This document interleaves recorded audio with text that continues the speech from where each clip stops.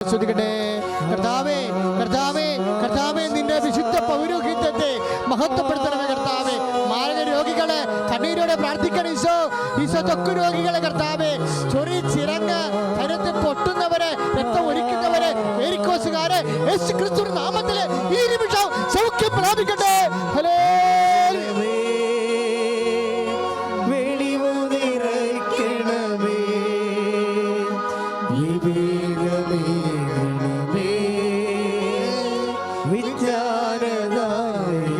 വെളിച്ചം പകരണമേ, വെളിച്ചം പകരണമേ, വെളിവു നിറയ്ക്കണമേ, വിവേകമേകണമേ,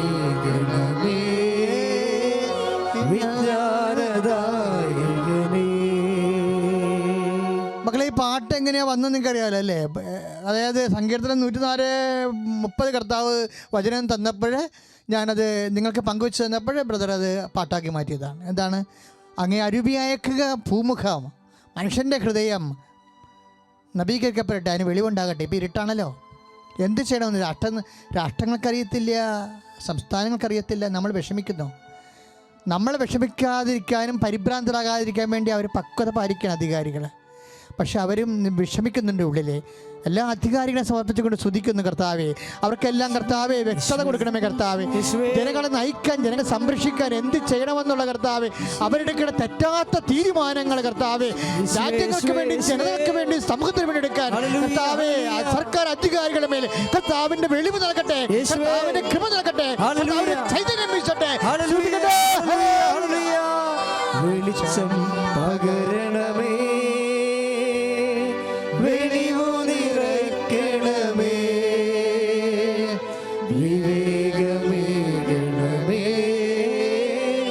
വിജ്ഞാനദായകനേ.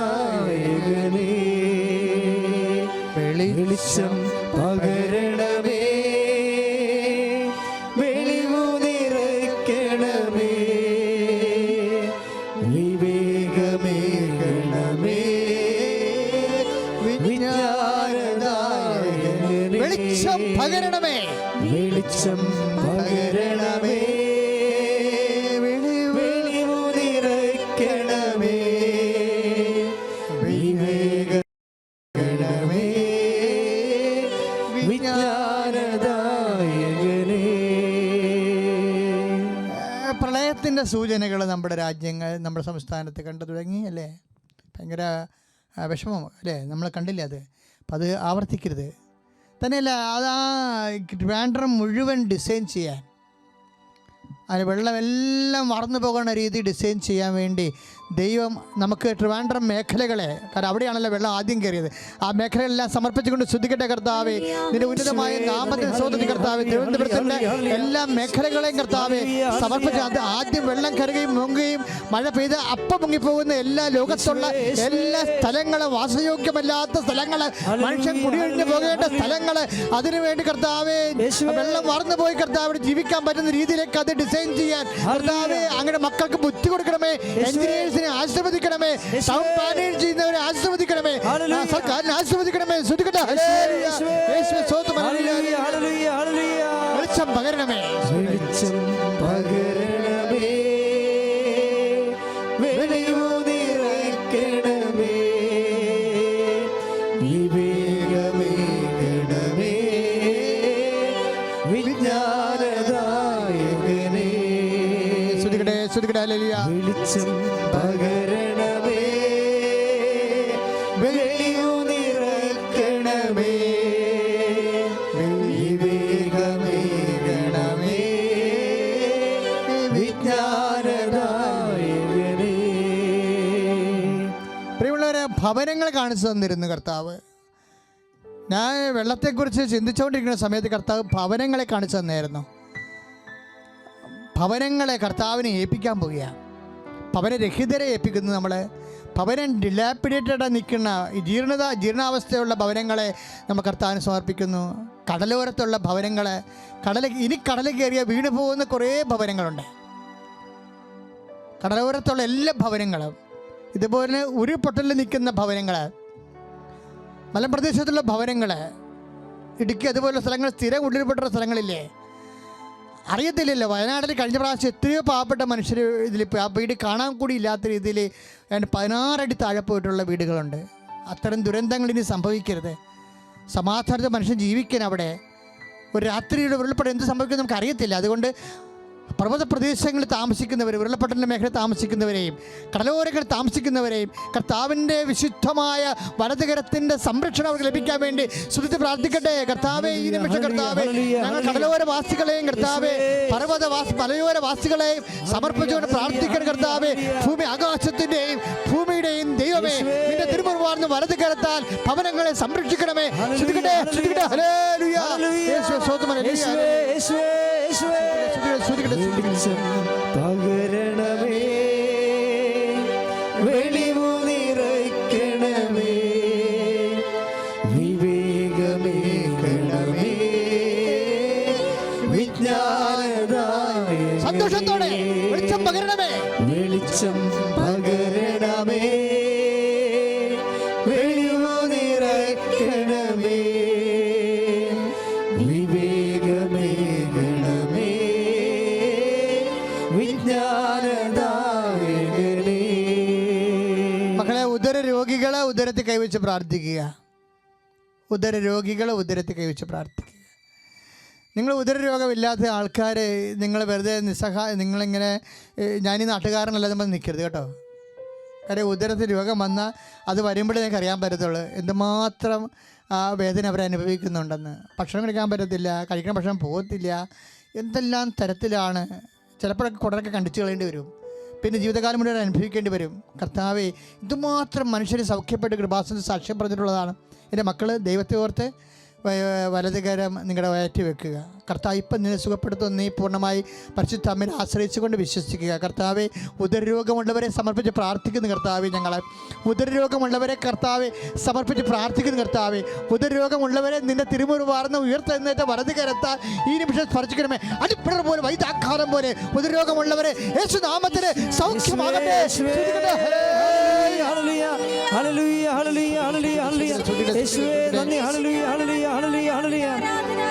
വെളിച്ചം പകരണമേ, വെളിവു നിറയ്ക്കണമേ, വിവേകമേകണമേ, വിജ്ഞാനദായകനേ. നമ്മൾ വണക്കമാസം നടത്തുമ്പോൾ നമ്മൾ വണക്കമാസത്തിൽ ഓൺലൈനായിട്ട് പ്രാർത്ഥനാ സമർപ്പണം ചെയ്ത ആൾക്കാരുണ്ട്. അത് ഞാൻ കുറച്ച് നേരം സ്റ്റക്കായിപ്പോയി അത് കേട്ടിട്ട്. ഞാൻ അപ്പം തന്നെ കണ്ണീരോടെ അമ്മയോട് പറഞ്ഞു, അമ്മേ, അതുപോലെയുള്ള എത്ര അത് അവർ പ്രാർത്ഥിക്കാൻ അവർക്ക് വിശ്വാസവും അവസരവും ഉള്ളതുകൊണ്ട് തന്ന്. അതുപോലെ അങ്ങനെ കുടുംബങ്ങളിലൊക്കെ ഉണ്ടാകത്തില്ലേ, ലോകത്ത് മുഴുവനുള്ളവരെ, ഒരു വീട്ടിൽ പറക്ക് കുറവുള്ളവരെ. ഇപ്പോഴ് അതിന് മരുന്ന് കണ്ടുപിടിച്ചിട്ടില്ല. മരുന്ന് കണ്ടുപിടിക്കാൻ വേണ്ടി തന്നെയാണ് പ്രാർത്ഥിക്കുന്നത് എത്രയും വേഗം. അതുപോലെ തന്നെ ഇതുപോലെ വെന്റിലേറ്റർ കിടക്കുന്നവരും, അമ്മേ, അവർക്ക് വേണ്ടി മധ്യസ്ഥം വഹിക്കണമേ. ഈ നിമിഷം അച്ഛനോട് ചേർന്ന് പ്രാർത്ഥിക്കുക. അമ്മേ, പരിശുദ്ധ അമ്മേ, അമ്മേ, പരിശുദ്ധ അമ്മേ, എല്ലാ കുടുംബങ്ങളിലേക്കും സഞ്ചാരി മാതാവേ കടന്നു ചെല്ലണമേ. അവർ സാക്ഷ്യം പറയാനുള്ള ദൈവിക അടയാളങ്ങളെ നാമത്തിൽ ലഭിക്കട്ടെ. നാമത്തിലെ അവർ സൗഖ്യം പ്രാപിക്കട്ടെ.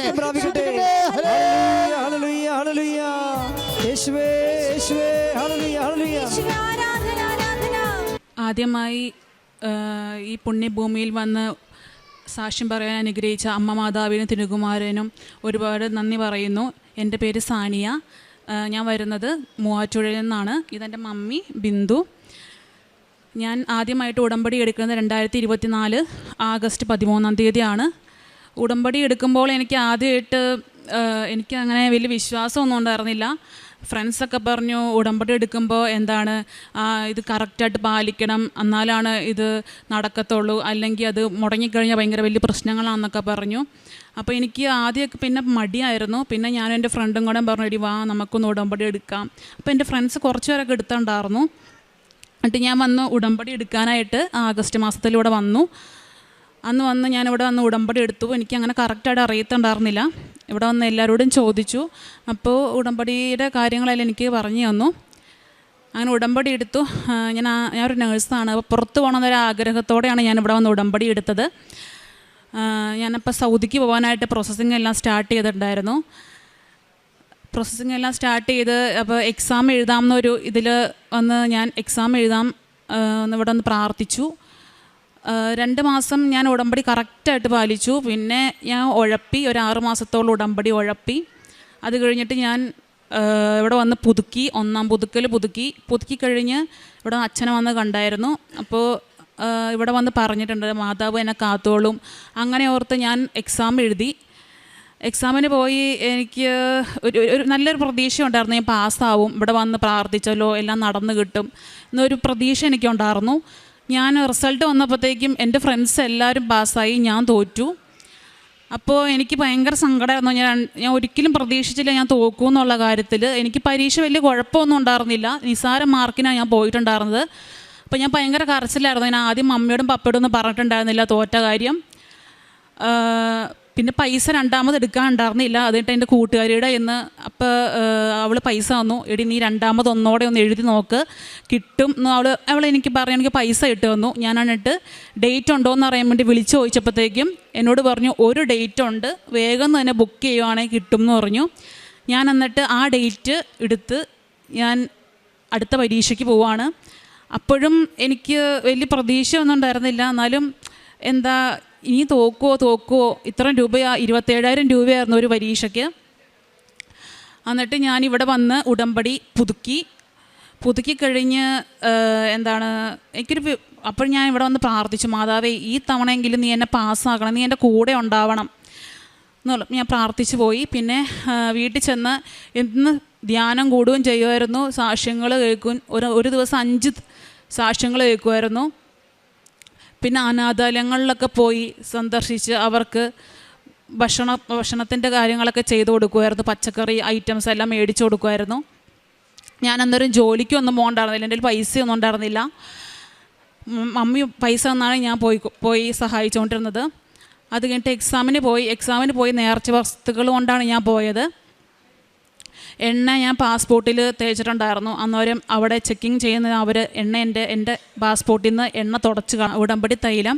അത് കഴിഞ്ഞ് മാതാവിൻ്റെ കാശുരൂപം കഴുത്തിൽ കൊന്തയിട്ടിട്ടുണ്ടായിരുന്നു. എന്നിട്ട് കൊന്തയെ പിടിച്ചുകൊണ്ടാണ് ഞാൻ പരീക്ഷ എഴുതിക്കൊണ്ടിരുന്നത്. അപ്പോൾ അവരെൻ്റെ അടുത്ത് പറഞ്ഞു കൊന്തയെ പിടിക്കണ്ട, കാശുരൂപത്തിലും പിടിക്കണ്ട എന്ന് പറഞ്ഞു.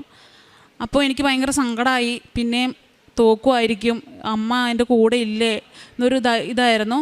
അത് കഴിഞ്ഞിട്ട് മാതാവിനോട് ഞാൻ പ്രാർത്ഥിച്ചു, മാതാവേ എൻ്റെ കൂടെ നീ ഉണ്ടാവണം, എന്നെ നീ അകറ്റി കളയരുത്, എൻ്റെ കൂടെ ഉണ്ടാവണം എന്നും പറഞ്ഞ് ഞാൻ എപ്പോഴും പ്രാർത്ഥിച്ചുകൊണ്ട് ഞാൻ പരീക്ഷ എഴുതി.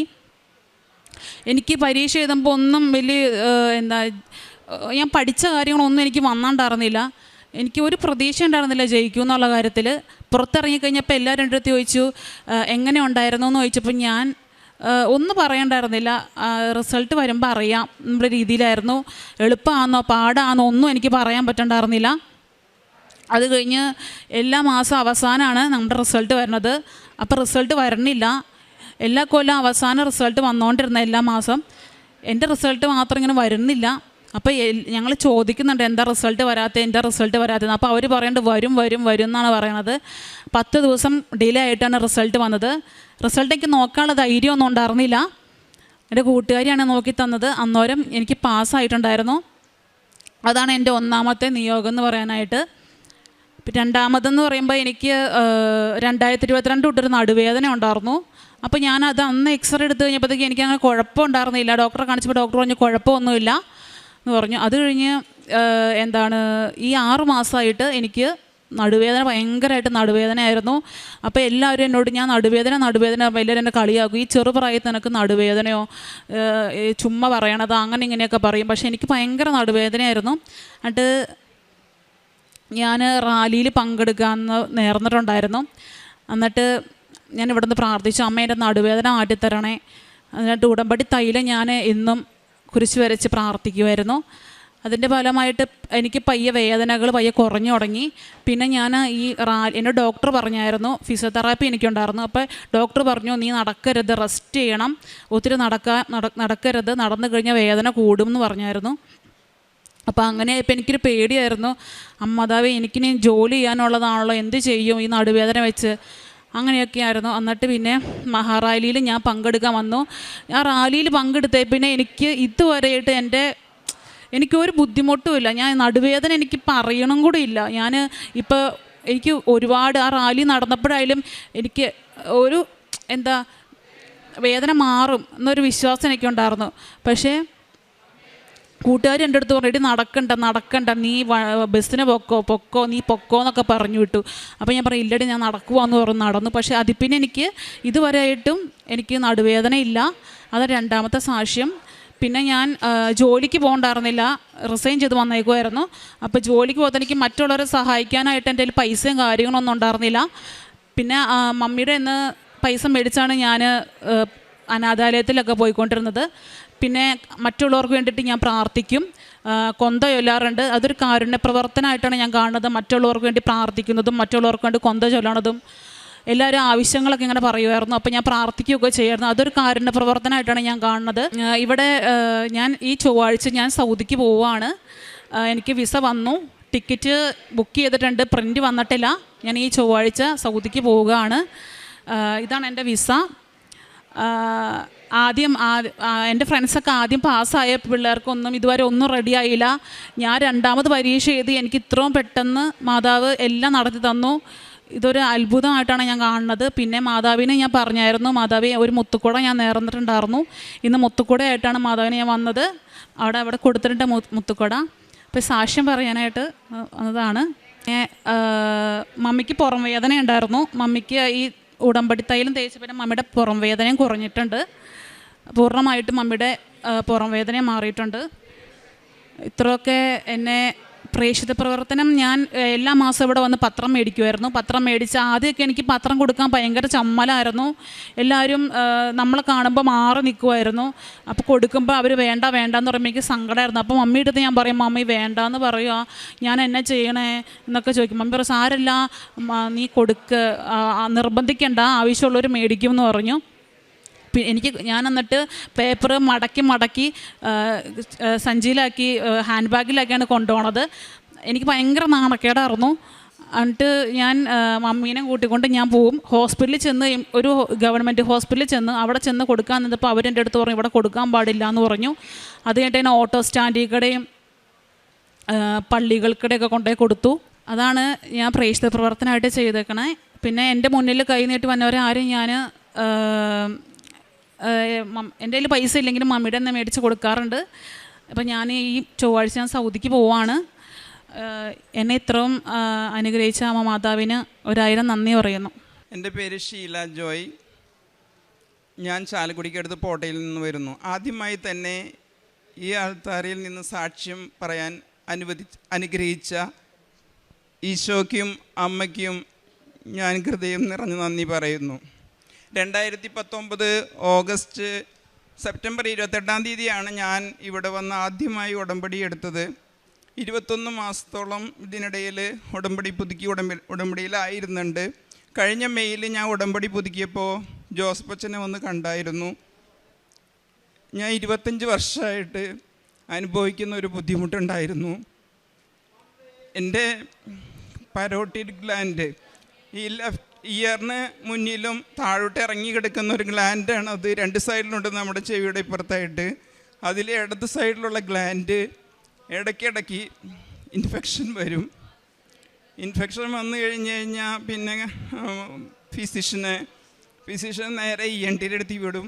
ENT നേരെ ENT ഡോക്ടറാണെങ്കിൽ നേരെ ഡെൻറ്റിസ്റ്റിൻ്റെ അടുത്ത് വിടും.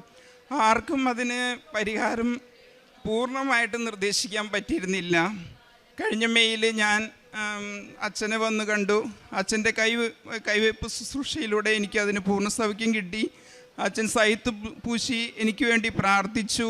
1 പ്രാവശ്യമല്ല 2 പ്രാവശ്യം അച്ഛൻ സൈത്ത് പൂശി പ്രാർത്ഥിച്ചു. 2-ാം പ്രാവശ്യം സൈത്ത് പൂശിപ്പോൾ എനിക്ക് തോന്നി എന്തായാലും എൻ്റെ അസുഖം പൂർണ്ണമാകും. ഞാൻ അസുഖം മാറുന്നില്ല എന്നുള്ളത് മാത്രമല്ല, ഫ്രീക്വൻ്റായിട്ട് ഇടയ്ക്കിടയ്ക്ക് വരികയും ചെയ്യായിരുന്നു. ഇത് തന്നെയല്ല, എനിക്ക് കുടുംബ പ്രാർത്ഥന പോലും എത്തിക്കാൻ പറ്റില്ല. ഇങ്ങനെ ഇൻഫെക്ഷൻ വന്നു കഴിഞ്ഞാൽ ഒന്നും സംസാരിക്കാൻ പറ്റില്ല. സംസാരിക്കാൻ ഏറ്റവും ബുദ്ധിമുട്ട് വന്നേ. ഞാനൊരു ടീച്ചറായിട്ട് ജോലി ചെയ്തിരുന്നതാണ്. ടീച്ചിങ് പ്രൊഫഷൻ വരെ ഞാനതുകൊണ്ട് നിർത്തിയത് ആ ഒറ്റ കാരണത്താലാണ്. അച്ഛൻ സൈത്ത് പൂശിയിലൂടെ എനിക്ക് പൂർണ്ണ സൗഖ്യം ലഭിച്ചു. ഈ വർഷത്തെ കൃപാസൻ റാലിയിൽ ഞാൻ പങ്കെടുത്തിരുന്നു. 6 മണിക്ക് റാലിയിൽ ജോയിൻ ചെയ്ത് 12 മണി വരെ 12 മണിക്കാണ് അർത്തുങ്കൽ പള്ളിയിലെത്തിയത്. അപ്പോൾ 6 മാസമായിട്ട് എനിക്ക് ഇടത് കണ്ണിന് കഴിഞ്ഞ ഏപ്രിലിൽ വന്ന അലർജിയുടെ ഭാഗമായിട്ട് ഇടത് കണ്ണിന് നല്ല വേദനയുണ്ടായിരുന്നു. വെയിലോ ചൂടോ ഒന്നും അടിക്കാൻ പറ്റില്ല. കണ്ണും കണ്ണിൻ്റെ പുരികം അതിൻ്റെ മേലെയുള്ള ഭാഗങ്ങൾ മുടി ഇരിക്കുന്ന ഭാഗം വരെ വേദന ഉണ്ടായിരുന്നു. റാലിയിൽ പങ്കെടുക്കാൻ വന്നപ്പോൾ എനിക്ക് സംശയമായിരുന്നു, എങ്ങനെയാണ് വെയിലത്ത് നടക്കുക. അടുക്കളയിൽ കിച്ചണിൽ സ്റ്റവിൻ്റെ അടുത്ത് നിൽക്കുമ്പോൾ കൂളിംഗ് ഗ്ലാസ് വെച്ചിട്ടാണ് ഞാൻ നിൽക്കാറ്. അല്ലാണ്ട് ആ ചൂട് എനിക്ക് താങ്ങില്ലായിരുന്നു, വെയിലത്തും പോകാറില്ല. പക്ഷെ റാലിയിൽ ഞാൻ പങ്കെടുത്തപ്പോൾ കൂളിംഗ് ഗ്ലാസ് എൻ്റെ ബാഗിലുണ്ടായിരുന്നു. ഞാനത് എടുത്ത് വെക്കേണ്ട ആവശ്യം എനിക്ക് വന്നില്ല. തലേ ദിവസം വരെ 6 മാസമായിട്ട് 4 മാസം അലോപ്പതി ഡോക്ടർമാരുടെ മരുന്ന് പുരട്ടിയിരുന്നു. പിന്നെ ആയുർവേദ ഡോക്ടറെ കണ്ട് 2 മാസത്തോളം ആയുർവേദ ഡോക്ടറെ മരുന്നാണ് കണ്ണിൽ ഒഴിച്ചിരുന്നത്. തലേ ദിവസം വരെ മരുന്ന് ഒഴിച്ചിട്ടാണ് ഞാൻ റാലിക്ക് വന്നത്. പക്ഷെ റാലി കഴിഞ്ഞ് വീട്ടിലെത്തിയപ്പോഴാണ് എൻ്റെ ബാഗിൽ കൂളിംഗ് ഗ്ലാസ് ഇരിക്കുന്ന കാര്യമൊക്കെ ഞാൻ ഓർത്തത്. എനിക്ക് ആവശ്യം വന്നില്ല, എൻ്റെ കണ്ണിൻ്റെ വേദന പൂർണ്ണമായിട്ടും മാറി. കഴിഞ്ഞ 2022 സെപ്റ്റംബറിൽ ഞാൻ ഇവിടെ വന്ന് ഉടമ്പടി എടുത്തിരുന്നു. ഉടമ്പടി പുതുക്കിയതാണ്. ഒരു ആത്മീയ നിയോഗമായിട്ട് ഞാൻ വെച്ചത് അമ്മയുടെ പ്രത്യക്ഷീകരണം, സഭ പഠിക്കണം, സ്ഥിരീകരിക്കണം. പിന്നെ 2 ഭൗതിക നിയോഗങ്ങൾ വെച്ചിരുന്നു. 3 മാസം ഞാൻ ഉടമ്പടിയിലായിരുന്നെങ്കിലും എൻ്റെ നിയോഗങ്ങളുടെ മേൽ കർത്താവിൻ്റെ കൃപ വന്നില്ല. ഞാൻ ഇവിടെ വന്ന് വീണ്ടും ഉടമ്പടി പുതുക്കി കഴിഞ്ഞ് ഒരാഴ്ച കഴിഞ്ഞപ്പോൾ ഞാൻ അമ്മേനെ സ്വപ്നം കണ്ടു. ഞാനിവിടെ കൃപാസനത്തിൽ ഈ പള്ളിയിൽ ഇവിടെ ഇരുന്ന് പ്രാർത്ഥിക്കുന്നു, വിഷമിച്ചിരുന്ന് പ്രാർത്ഥിക്കുന്നു. അപ്പോൾ അമ്മ എന്നോട് വന്ന് ചോദിക്കുകയാണ്, മോളെ നീ എന്താ ഇങ്ങനെ വിഷമിച്ചിരിക്കണേ എന്ന് ചോദിക്കുകയാണ്.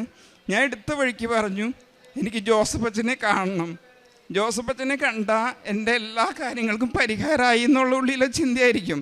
അമ്മ നേരെ എന്നെ ഈ ആൾത്താരയിലേക്ക് കയറ്റി നിർത്തി, നേരെ ക്രൂശിത രൂപത്തിൻ്റെ താഴെ കൊണ്ട് നിർത്തി എന്നോട് പറഞ്ഞു, മോൾക്ക് എന്തെങ്കിലും പറയാനുണ്ടെങ്കിൽ ആ പറയാനുള്ള എല്ലാം ഈ ക്രൂശിത രൂപത്തിൻ്റെ ഇവിടെ ഈശോയോട് പറഞ്ഞോ എന്ന് പറഞ്ഞു. ഞാൻ ഈശോയുടെ കാല് പിടിച്ച് എൻ്റെ വിഷമങ്ങളെല്ലാം പറഞ്ഞു. പ്രേക്ഷിത പ്രവർത്തനമായിട്ട് ഞാൻ ചെയ്യുന്നത് ഇവിടെ വരുമ്പോഴെല്ലാം 3 കെട്ട് 6 കെട്ട് പത്രം വാങ്ങിക്കൊണ്ട് പോകും. വീടിൻ്റെ അടുത്ത് ഞാൻ അധികം കൊടുക്കാറില്ല. ഇടവകപ്പള്ളിയിൽ, എൻ്റെ വീട് ചാലക്കുടിയിലാണ്. എല്ലാവർക്കും പത്രം കിട്ടുന്നുണ്ട്. പിന്നെ അത് എൻ്റെ ചിന്തയിൽ ഒരു പ്രാവശ്യം ഒരു പത്രം കിട്ടിയാൽ മതി കൃപാസനത്തിലേക്ക് വരാൻ, അത് വിട്ട് വേണ്ട എന്നുള്ളതാണ്. 2 വയ്യാണ്ട് പള്ളിയിലൊന്നും പോകാതിരിക്കുന്ന 2 വ്യക്തികൾക്ക് ഞാൻ കൊടുക്കാറുണ്ട്. ഒരു ചേട്ടനും ഒരു ചേച്ചിക്കും, വേറെ ആർക്കും വീടിൻ്റെ അടുത്ത് കൊടുക്കാറില്ല. ഞാൻ പത്രം കൊണ്ടുപോയിട്ട് ഷൊർണൂർ, പാലക്കാട്, തൃശ്ശൂർ മെഡിക്കൽ കോളേജിൽ, ഷൊർണൂറും പാലക്കാടൊക്കെ കൊണ്ടുപോയി taxi stand, railway station, bus stand, auto stand, അങ്ങനത്തെ സ്ഥലം അവിടെയൊന്നും അധികം പത്രം കിട്ടുന്നില്ല. അവിടെയാണ് പത്രം കൊടുക്കാറ്. എൻ്റെ അനുഭവം കൂടിയും പറഞ്ഞിട്ടാണ് ഞാൻ പത്രം പരമാവധി കൊടുക്കാറുള്ളത്. ഒരിക്കൽ പത്രം കൊടുത്തപ്പോൾ ഒരു 108 പത്രം കൊടുത്ത സമയത്ത് എൻ്റെ ദൈവാനുഭവം, ഞാൻ ഒരു പ്രിൻ്റ് ചെയ്ത് പത്രത്തോടൊപ്പം സ്ട്രാപ്പിലടിച്ച് കൊടുത്തിരുന്നു. കാരുണ്യപ്രവർത്തനമായിട്ട് ഞാൻ ചെയ്യാറ്. ആരെന്ത് സഹായം ചോദിച്ചാലും എന്നെക്കൊണ്ട് ആകാവുന്ന രീതിയിൽ ഞാൻ ചെയ്യാറുണ്ട്. പൊതിച്ചോറൊന്നും അങ്ങനെ ഉണ്ടാക്കി കൊണ്ടുപോയി കൊടുക്കണ അതൊന്നും ചെയ്യാറില്ലെങ്കിലും വീട്ടിൽ സഹായം ചോദിച്ചു വരുന്നവർ ഭക്ഷണം കഴിച്ചിട്ടില്ല എന്ന് അറിയണമെങ്കിൽ അവർക്ക് ഭക്ഷണം കൊടുത്തു വിടും. അല്ല അവർക്ക് പൈസ കൊണ്ട് സഹായം എന്ന് വെച്ചാൽ അത് ചെയ്തു കൊടുക്കും. പിന്നെ മെഡിക്കൽ കോളേജിൽ, തൃശ്ശൂർ മെഡിക്കൽ കോളേജിൽ ആരും നോക്കാൻ ഇല്ലാതെ പലരും അവിടെ വന്ന് ചികിത്സയിലായിരിക്കുന്നുണ്ട്. അവർക്ക് മരുന്ന് വാങ്ങാൻ, സ്കാനിങ് ചെയ്യാൻ, അതുപോലെ ഭക്ഷണത്തിന്, അതിനൊന്നും പൈസ ഇല്ലാത്തവർക്ക് ധനസഹായം ചെയ്യാറുണ്ട്. നമ്മളെ കൊണ്ടാവുന്ന രീതിയിലാണ് ചെയ്യുന്നത്. അതിൽ കുറച്ച് മക്കളെയും കൂടി അതിൽ ഉൾപ്പെടുത്തുന്നുണ്ട്. അവർക്കൊരു കാരുണ്യത്തിൻ്റെ മനസ്സ് വരട്ടെ എന്നുള്ള രീതിയിൽ. പിന്നെ എനിക്ക് ഉടമ്പടിയെ പറ്റി പറയാനുള്ളത്, ഉടമ്പടി എടുക്കുമ്പോൾ നമുക്ക് കിട്ടുന്ന ആത്മീയ സന്തോഷം, ദൈവിക നിറവ്, അത് ചെറുതൊന്നല്ല. നമ്മുടെ ജീവിതയാത്രയിൽ നാം ഒറ്റയ്ക്കല്ല, ഈശോയും അമ്മയും ഒക്കെയും നമ്മുടെ കൂടെ ഉണ്ട് എന്നൊരു ചിന്ത ഉടമ്പടിയുടെ ബോണസാണ്. ഇവിടെ ഉടമ്പടിക്കും മറ്റു ശുശ്രൂഷകൾക്കും നേതൃത്വം വഹിക്കുന്ന ബഹുമാനപ്പെട്ട ജോസഫ് അച്ഛനെയും അലക്സ് അച്ഛനെയും സിസ്റ്റർ ജോമോളിനെയും മറ്റു ശുശ്രൂഷകരെയും ഞാൻ ഈ അവസരത്തിൽ നന്ദിയോടെ ഓർക്കുന്നു. ജോസഫ് അച്ഛനെ പറ്റി പറയുകയാണെങ്കിൽ വിശുദ്ധ യോഹന്നാൻ്റെ സുവിശേഷത്തിൽ 17:9 തിരുവചനത്തിൽ പറയുന്ന പോലെ, അവർക്ക് വേണ്ടിയാണ് ഞാൻ പ്രാർത്ഥിക്കുന്നത്, ലോകത്തിന് വേണ്ടിയല്ല, അങ്ങ് എനിക്ക് തന്നവർക്ക് വേണ്ടിയാണ് ഞാൻ പ്രാർത്ഥിക്കുന്നത് എന്ന വചനം, ദൈവവചനം അച്ഛൻ അക്ഷരാർത്ഥത്തിൽ സാർത്ഥകമാക്കുകയാണ്.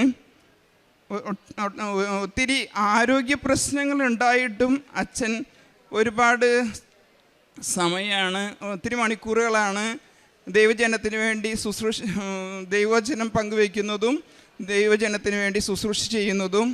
നമ്മൾക്ക് എന്തെങ്കിലും ഒക്കെ ബുദ്ധിമുട്ടുകൾ, രോഗസൗഖ്യങ്ങൾ, അതുപോലെ മറ്റു അനുഗ്രഹങ്ങളൊക്കെ അച്ഛനിലൂടെ നമുക്ക് ഈശോയിൽ നിന്ന് വാങ്ങിച്ചു തരുന്നുണ്ട്. എല്ലാത്തിനും ഈശോയ്ക്കും അമ്മയ്ക്കും എൻ്റെ കുടുംബത്തിനും എനിക്കും തന്ന എല്ലാ അനുഗ്രഹങ്ങൾക്കും ഞാൻ ഈശോയ്ക്കും അമ്മയ്ക്കും നന്ദി പറയുന്നു.